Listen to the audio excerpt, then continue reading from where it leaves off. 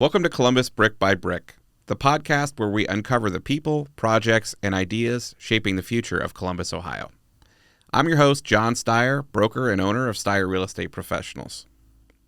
Each week, we sit down with local leaders, business owners, and visionaries who are laying the groundwork for a better Columbus, one idea, one investment, one relationship at a time. And today's guest is someone who's been instrumental in structuring the very deals that drive growth in our region. Andrew Doup is the founder of Syndication Counsel LLC, a Columbus-based law firm that's advised on over 500 private investment partnerships, helping raise capital, unlocking opportunity zones, and guiding clients through the complex landscape of real estate syndication and private equity. In this episode, Andrew shares powerful insights on the legal strategies that fuel high-growth real estate development, why Columbus is an exciting market right now, and how his own personal journey from raising 4 kids to navigating mentorship and continuous learning has shaped the way that he builds and supports lasting ventures. We're going to explore everything from the common pitfalls in capital raising to emerging trends and technologies that are redefining the industry. And it all leads up to a thoughtful conversation about legacy, success, and the future of investment law. So let's dive into the conversation.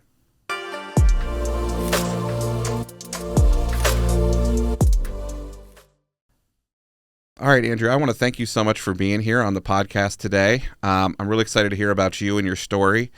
Before we dig into syndication and opportunity zone, I would love to hear a little bit about how you got started. Take me from kind of what you think is the starting point of your career as an attorney, and take us to kind of the current state, and then we can dig in a little bit further. That's actually, I would love to take a walk down memory lane because my journey started at the closing table of my first home purchase. Wonderful. I was 23 years old in the military and about to spend, way more money than I thought I could ever be responsible for. And, I remember sitting there at the closing table, not being able to read any of the loan closing documents, and I just had this thought that I'd spent my entire life studying the wrong subject because, had finished my undergraduate degree in diplomacy and foreign affairs at Miami, Ohio, and then did a master's in international relations at Oklahoma. Mm-hmm. And, here I couldn't even read, a closing contract. And that's when it struck me. I was like, should probably start spending my time getting smart on something else. And it should probably be that thing that I'm about to invest more into than, probably anything else in my lifetime. So that's kind of when the seed was planted that I should start thinking about real estate generally. And then, more specifically, real estate law. Mm-hmm. And that's what led me down the path that I'm on today. And the path that led you to having this interview here. So perfect. I am, and to your point, it can be very intimidating sitting at that closing table and the documents are just slid across the table and not understanding. Tell me about what that journey from not understanding to now you have your own firm and you help people with syndications. What did that look like for you? What were some of the milestones along the way that you experienced? Yeah. A lot of mistakes, like most folks that are getting into real estate investments for the first time. You don't know what you don't know. Mm-hmm. So at that closing table, I was actually purchasing a house with a buddy of mine. Mm-hmm. We were co-investing in it, and our plan was to, rent it out. Mm-hmm. Of course, we were in the Air Force at the time. And so, mistake number one, making a co-investment without having a written agreement. Yeah.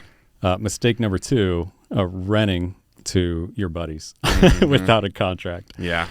So, it's those mistakes, that you learn along the way that kind of show you what not to do and cue you into what you should be doing or can be doing better. So, for me, that, eventually my active duty service commitment was coming to a close. And, the time came for me to decide what to do next. Fortunately, I had the GI Bill and used that as my ticket home here to Central Ohio. So went to law school, studied, pretty much everything I could about real estate, property, and investment law. Ended up clerking at a law firm downtown. And, that's where I learned about this new world of professional real estate management and investment called real estate syndications. So a couple years ago, decided that it was time for me to leave the firm and hang my own shingle. So I started an online boutique law firm that focuses only on real estate syndications. And, basically what we do is we help our clients, our fellow entrepreneurs, navigate the process so they don't have to learn from their mistakes. Because instead we see, a wide range of activity in the market, and we can help guide our clients on how to not only avoid those mistakes, but also how to optimize their investment strategy or their business plan along the way. Perfect. For someone who may have heard the word syndication but not really know what that is, can you explain what a real estate syndication or a syndication in general is and what goes into it? Yeah. Put another way, it's a real estate investment partnership. This can be something as simple as an investment partnership between you and a buddy or you and a couple friends. Classic, entry level scenario. Everyone's chipping in equal amounts to buy a property that nobody could afford on their own. And then they also chip in some more to pay for any renovation costs. And at the end of the day, the property's sold, and everyone gets some profit. So you scale that up to maybe people that aren't your closest friends, but a little further removed. You start taking on passive investors. Is really kind of where you cross the threshold from an actively managed real estate investment partnership into what's referred to generally as a real estate syndication. So you have one person who is, contributing sweat equity and managing the deal and the process. And that person's also raising money from passive investors who, either don't have enough to achieve the economies of scale that you need to gain traction in the world of real estate investment, or they don't have the time because they're busy with their jobs. And that's what I love about real estate investment partnerships and about real estate syndications is, you're taking individual parts and you're creating something that is greater than their sum. And that is a partnership. I love that. You mentioned raising capital, and I know that can be a large part of the syndication process. And from my understanding, and I'm obviously not a real estate attorney, but there's a lot of stipulations around doing that. Can you speak to what are some of those stipulations and maybe some easily avoided mistakes that you may have seen or know about that someone should consider when they're thinking about doing a syndication and raising capital? Yes. I've come to think about this problem set in kind of two stages. The first one I've talked about already, going back to the mistakes I made, Sure. Investing in my first property, not having a written agreement. That really is stop number one for anyone who wants to organize a real estate investment partnership. You want to get your, co-managers or co-GPs around a table and talk about what your respective obligations are to each other and to the property so that everyone knows, what the expectations are and who's responsible for what action. And we do that by taking your business plan and forming it into a company, limited liability company. And depending on, what those roles and responsibilities are, ensuring that those expectations are actually enforceable in a legal instrument, a written agreement. We call that an operating agreement in the context of an LLC. So that's step one. Step one is to mitigate the risk of partnership uncertainty, in other words. Well put. Beyond that, if you then raise passive investor capital, that activity is highly regulated. Yes. And, not everyone's aware, that it's highly regulated. But it's regulated at both the federal and state levels by specific state agencies called securities regulators. So what is a security? It's just the legal term for an investment contract. Mm-hmm. And the idea here is, if you're raising passive investor capital, those investors are trusting you with their money. So they're relying on you to put their money to work for them. And in, the classic scenario, they have very little rights for how that money's managed. Mm-hmm. But that's the point, right? Right. They don't want to be involved. They want involved. to be passive. Exactly. Yeah. That's why they're partnering with you. But we have these laws and regulations that are in place to protect passive investors, and they're called securities laws. And these rules have been in place for, generations now. That's the good news, is that, yes, they can get very complex very quickly. However, this path has been traveled many times before, and it's just a matter of finding the right expertise to help you navigate through it so that you're not making those mistakes that can become very costly down the road. And that's where you come into play. That's right. That's where I come into play. That's where any securities attorney comes into play. Specifically, securities counsel is what you're going to look for. Someone with experience in real estate syndications or in private funds, more generally. Mm-hmm. But what that advisor is going to be able to guide you through is not only how to organize your investment partnership, but also how to raise investor capital in compliance with these rules that mm-hmm. govern how to raise and manage passive investor capital. Because the goal here is that we want to mitigate both, the risk of partnership uncertainty and also the risk of securities compliance so that our clients can focus on execution. Right. Right. And, that's what the investors set out for them to do. Exactly. Yeah. Mm-hmm. We don't want, any of our clients spinning their wheels, worrying about compliance or worrying about what the rights and obligations are of partners in a partnership. Let's just address that up front so that you can focus on execution. Perfect.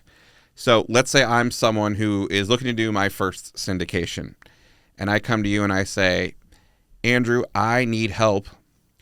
What would be some advice that you might give me as I organize this first syndication deal?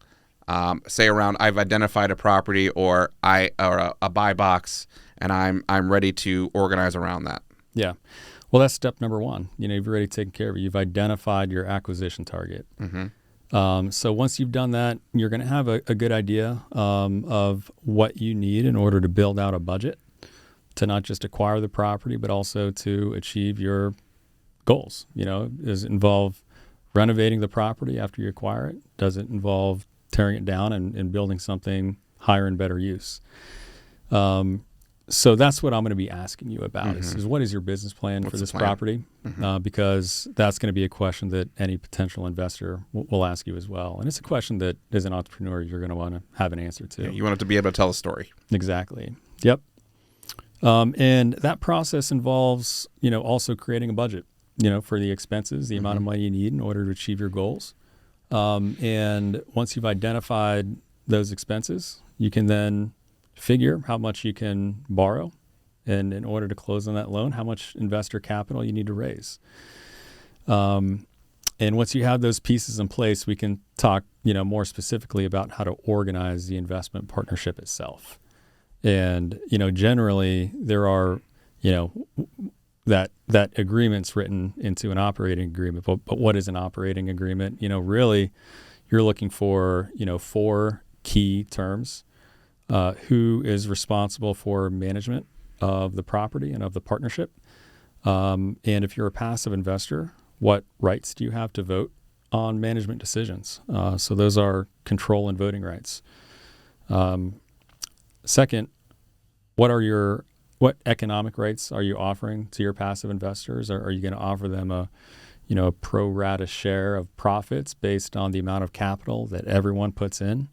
Or should you price in the value of your sweat equity contribution to the partnership? Mm-hmm.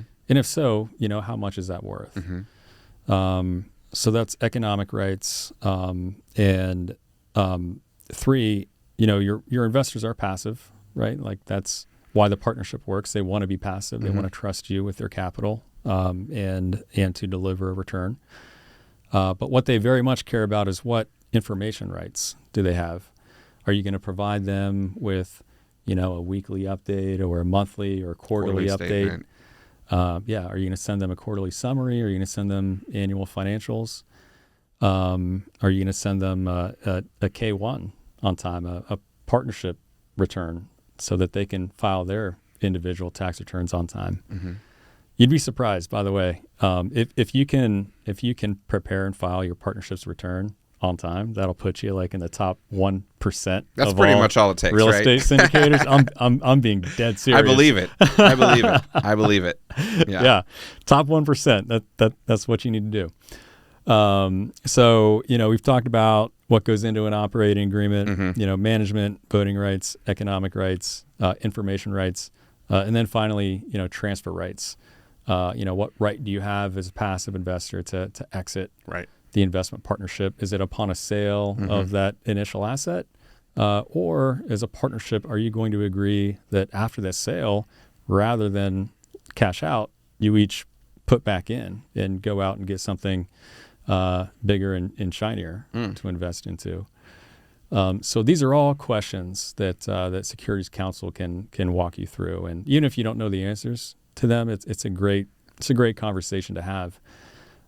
Because we can walk you through not only what we see in the local market, but also what we see in any given asset class. Ultimately, investor expectations are they're going to vary. With each individual investor. Each investor is going to have their own investment criteria, their own investment objectives. But we can give you, pretty good idea of what's selling, given your asset and your market. Perfect. Well, cool. Thank you for sharing that. I'd love to shift a little bit into opportunity zones, because I know that's a big piece of your practice and what you help people with. Can you explain to our listeners maybe what is an opportunity zone, and why is it something that a real estate investor might be interested in pursuing? Yeah. So this actually is a really timely topic, because opportunity zones are on the table. They've been proposed for both an extension and an improvement by Congress.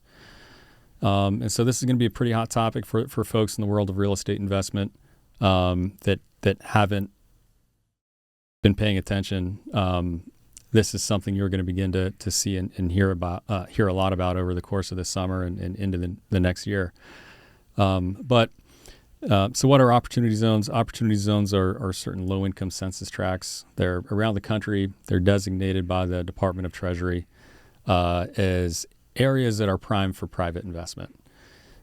So basically, the public policy behind opportunity zones is we've got these low-income census tracts that not only have failed to recover from the Great Recession, but they've actually done worse. So how do we incentivize private investors to take their capital and invest in these areas? And that's where these opportunity zones are designated. They are areas that are primed for investment. And basically the policy is hey, investor, if you take a shot and invest into these communities, then in exchange, we're not going to tax you. Uncle Sam is not going to tax you when you sell your investment after the 10th anniversary that you made it.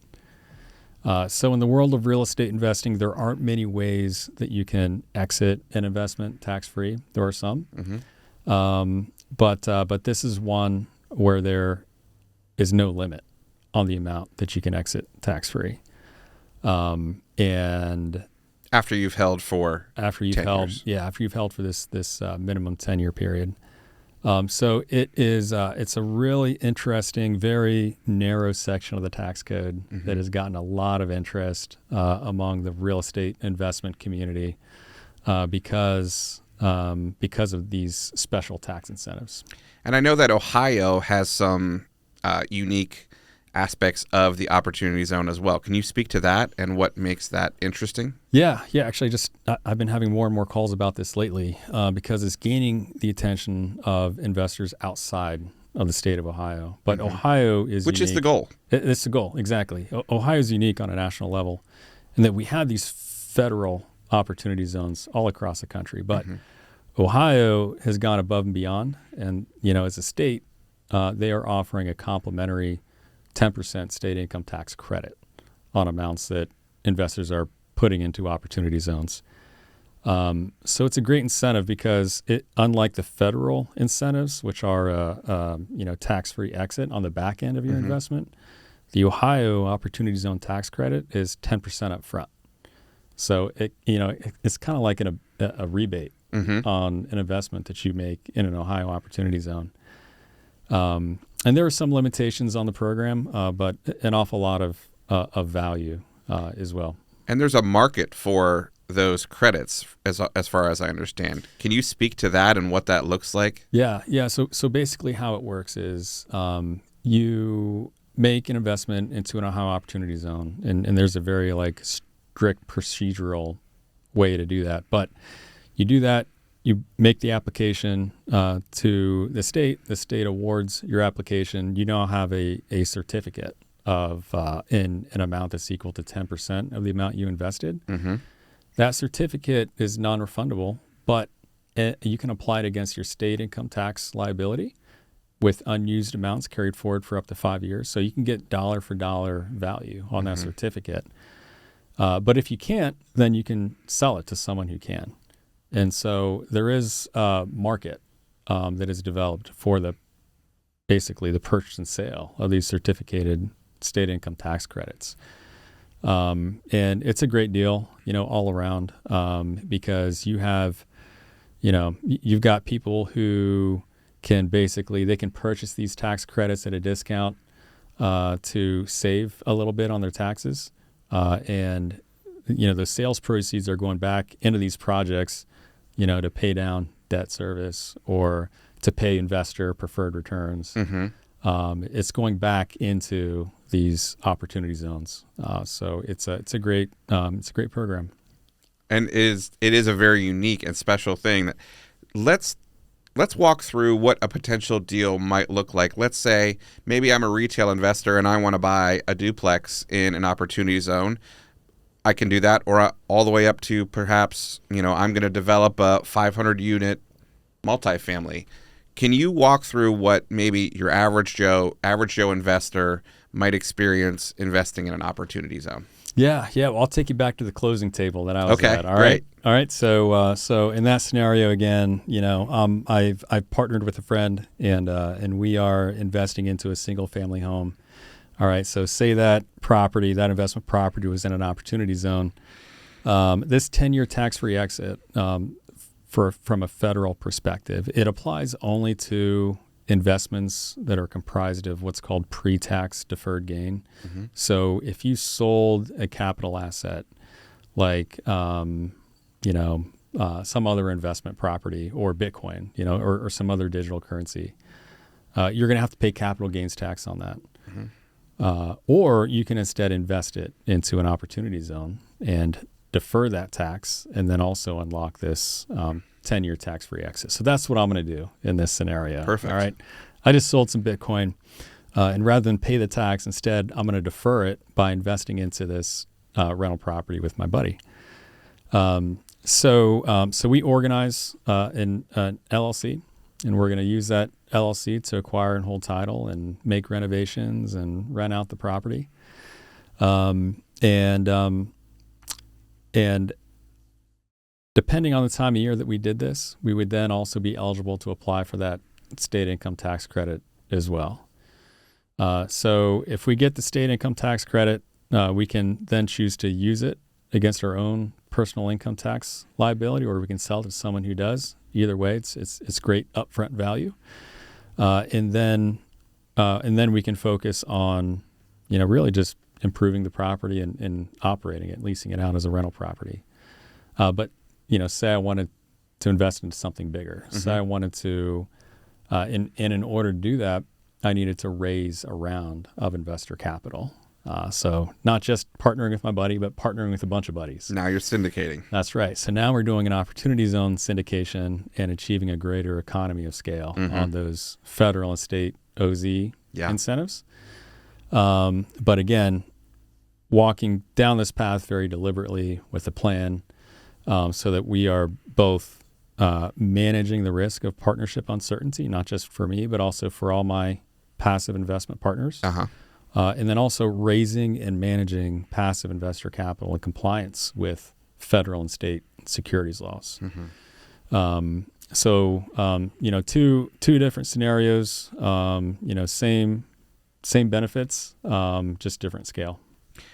There's a lot to it, and especially when you get into that level of it, I can completely see the value in involving someone like yourself. If I wanted to do this, when would be the appropriate time to connect with someone like you or you on assistance to help me avoid any pitfalls, and what are some pitfalls that we would be looking out for? Yeah, so the general rule here is that an ounce of prevention is worth a pound of remedy. Perfect. Most of my clients are coming to me even before they've closed on a property. It's when they're organizing that investment partnership is really when you want to reach out to counsel. Because once you've organized that partnership, then you can have a clear path forward as a partnership rather than as individual parties. So in contrast,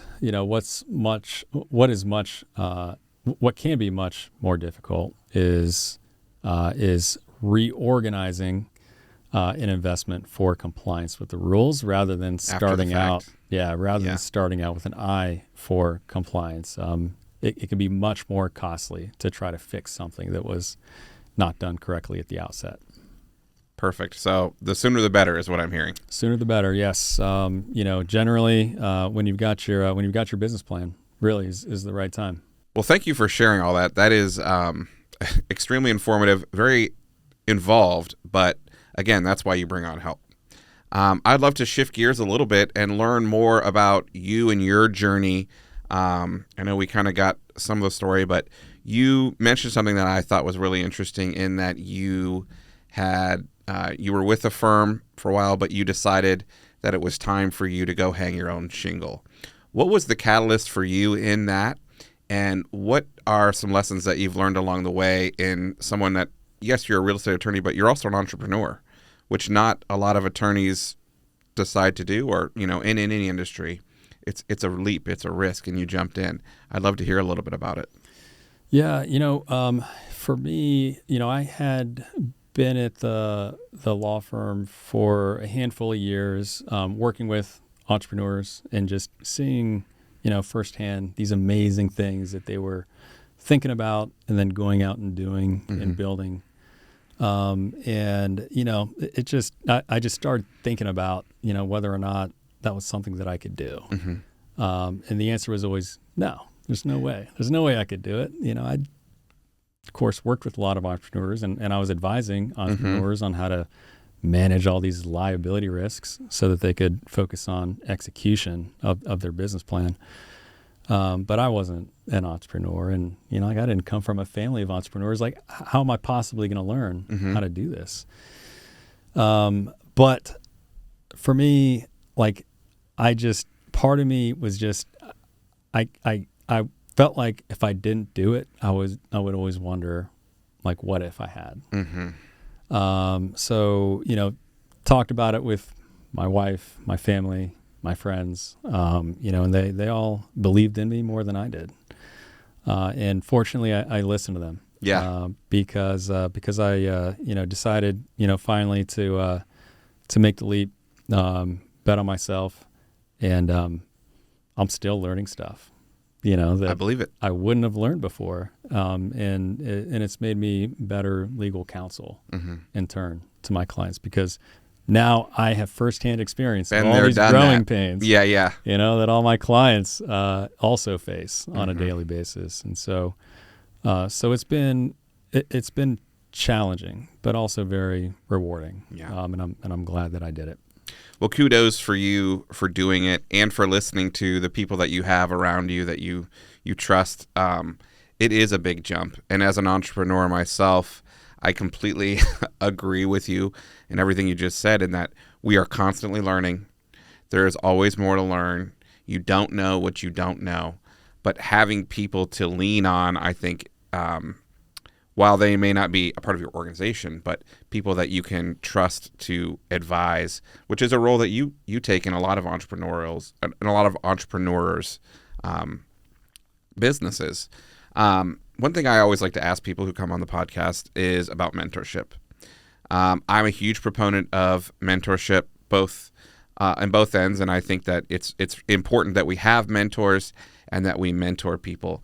I'd love to hear a little bit about you, about maybe a mentorship experience you've had in either way. Yeah. So such an important topic, and it's invaluable. Finding a good mentor, and my experience has been that, like, I've been able to find one for like the right purpose at the right time. Mm-hmm. Like I haven't had like one mentor over the course, of the entire, journey. But I've been very fortunate in crossing paths with someone who's willing to serve as a mentor, whether wittingly or not, for a specific purpose. And it seems to be at a specific time. And I've always been, very, very grateful, to those who are willing to share their time in mentorship. And because of that, have always wanted to also pay it forward to others as well. Sure. And, for that reason, we're hiring. Congrats. Thank you. How are you finding that?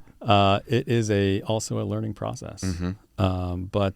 But being very intentional with the process, in our hiring process specifically, and making sure that the folks that we do select and onboard, we're also taking the time to train and mentor.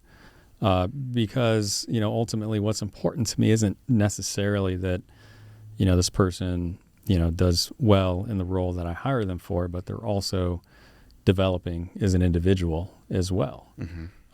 So that one day, when they decide that they've gotten as much as they can out of the role that I hired them for, then they can let me know. And we can talk about, another role that would continue to challenge them and develop them in a way that they want to continue to grow, if that's the direction they want to go.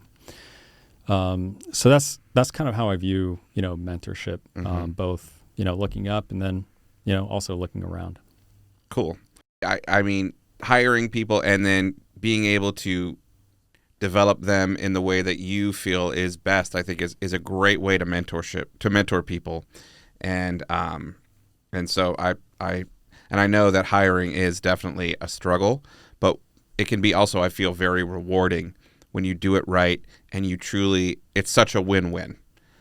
So kudos to you for fighting that fight. Yeah. And I'll add to for your listeners, like if there's something you want to learn about and you just don't know where to go, but you see someone who is an example of what it is you want to do, or where you want to be one day, then reach out.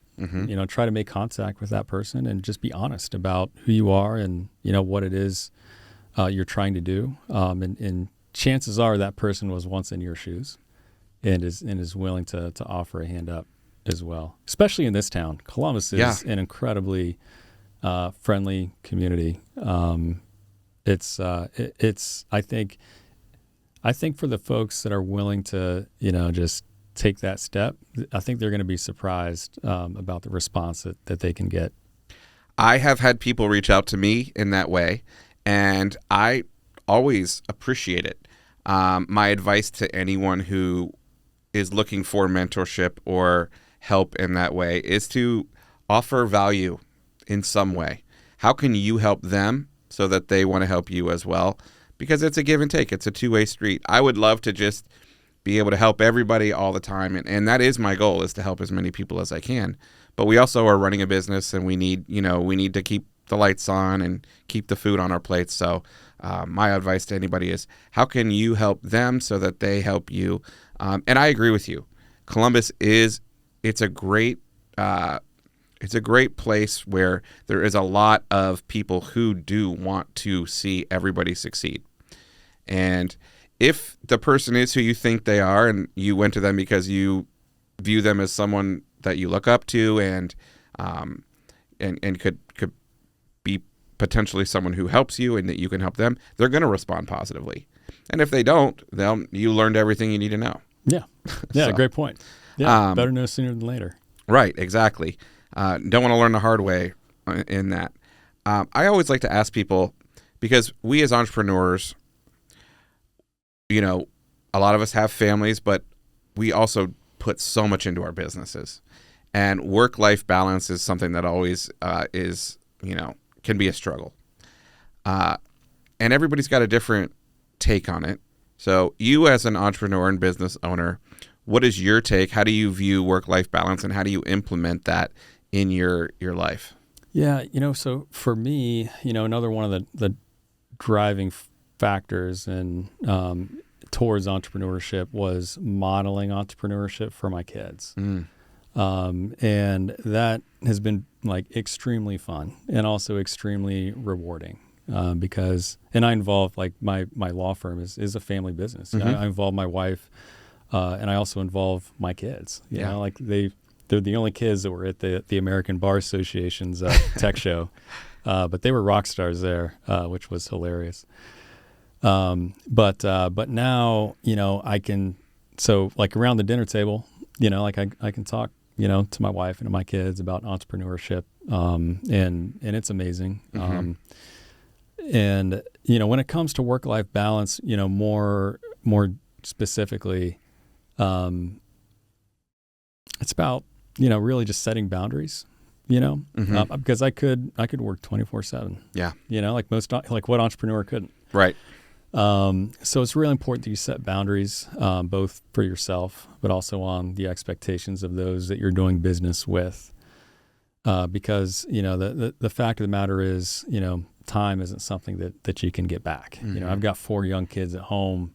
I don't want them to, think of me as, the guy who's just clanking on his keyboard, all day, right. Glued to a monitor. You want to be present. That's not how I want to model entrepreneurship Mm-hmm. to my kids. So I'm able to step away while also, setting expectations when it comes to the time that I need to be focused on work. What are some tools that you use to stick to the boundaries that you set? Tools that I use to stick to the boundaries that I set. I think the first one is just being clear in setting expectations. So if I'm working with a client on a project, for example, and there's any time sensitivity around it, and I have a vacation, coming up, or I have to take a, day off to attend, a school event, then I let clients know, well in advance, hey, I'm going to be out of pocket, during this time for this much time, and, Mm-hmm. And I'll catch up on anything when I'm back. And, in my experience, if you're just good at communicating, then the folks around you are going to respect that. Yeah. And that's in contrast to doing the opposite, which is just being buried, in work or overcommitting your time and attention elsewhere. It just doesn't serve anybody. And I think that's where a lot of entrepreneurs can begin to feel like they're treading water or feel underwater. So, hopefully we can just avoid that scenario completely by just being, open and upfront and transparent about, what your needs are, so that everyone can kind of manage their expectations accordingly. Perfect.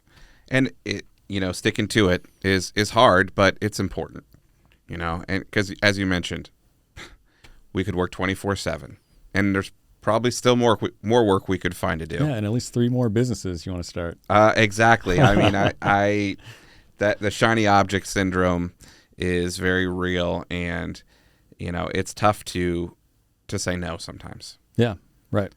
But it's important.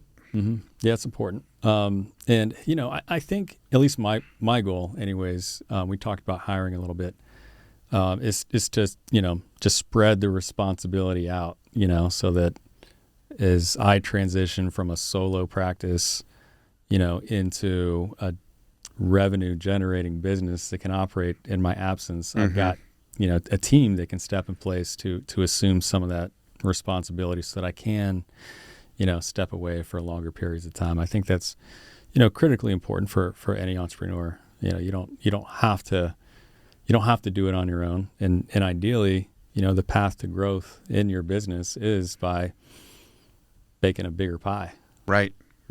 And planning around the strategy to do that is so important as well. That's right. Because you don't want to just fall forward until you find yourself in a position where you've got the team, but you don't have the income or the revenue, or you've got the clients, but you don't have the people that can help them.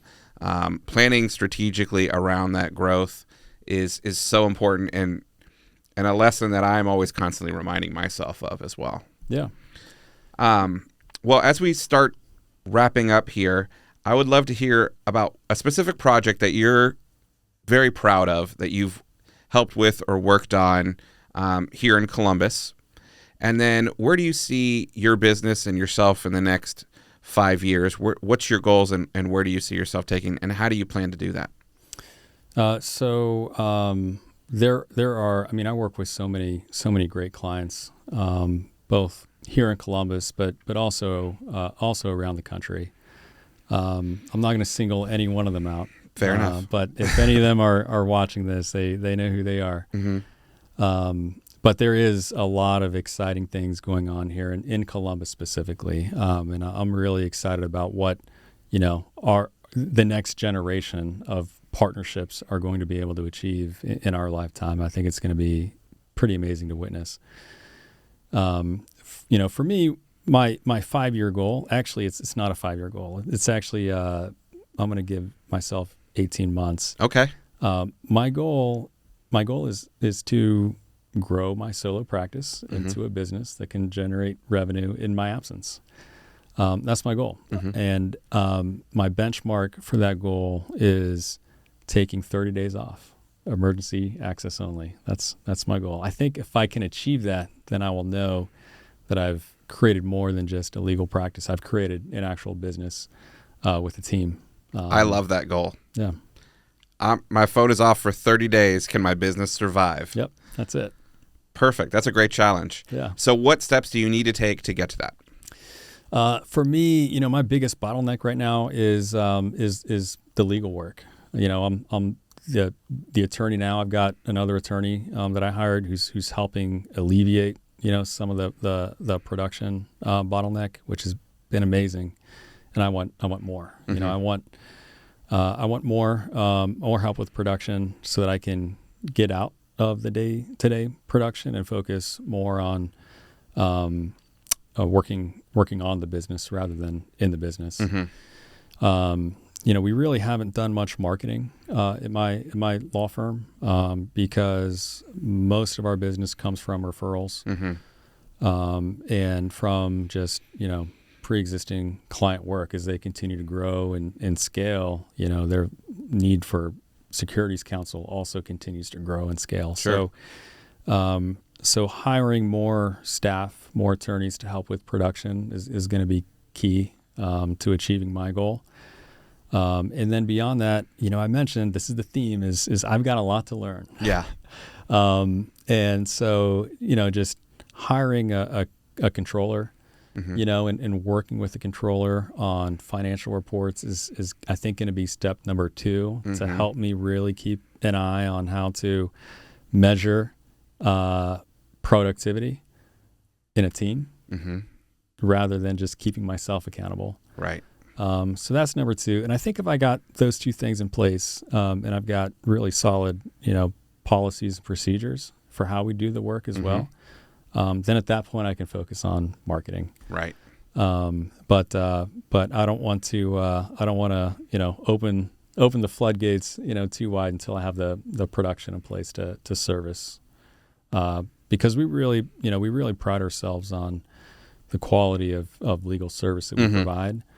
And a lot of the client relationships that we have, they we're fortunate. They grow into friendships, which is pretty amazing to find yourself in business with your friends. It's wonderful. So that's our goal, and that's something that we hope to continue to grow in the years ahead. I think that's a really important takeaway, and something that I'm always trying to remind myself of and my team of is that, yes, growth is great, but never at the cost of your reputation. And you can always grow your company, but it is very difficult to rebuild a reputation.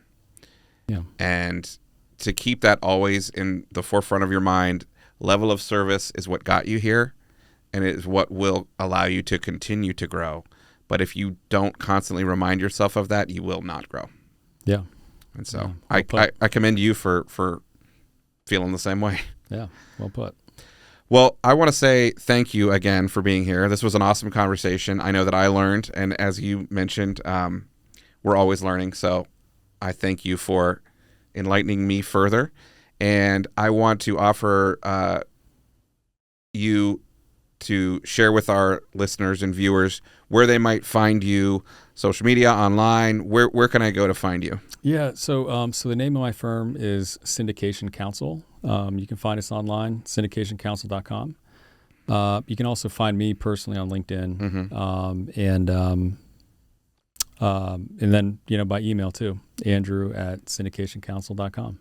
Perfect. Well, thank you again for being here. This was great, and I look forward to future conversations. All right. Thanks for having me, John. Thanks. So that wraps up another episode of Columbus Brick by Brick, where we explore the people, projects, and ideas shaping the future of our city. I want to give a big thank you to Andrew Doup for joining us and sharing his unique perspective on the intersection of legal strategy, private capital, and community development.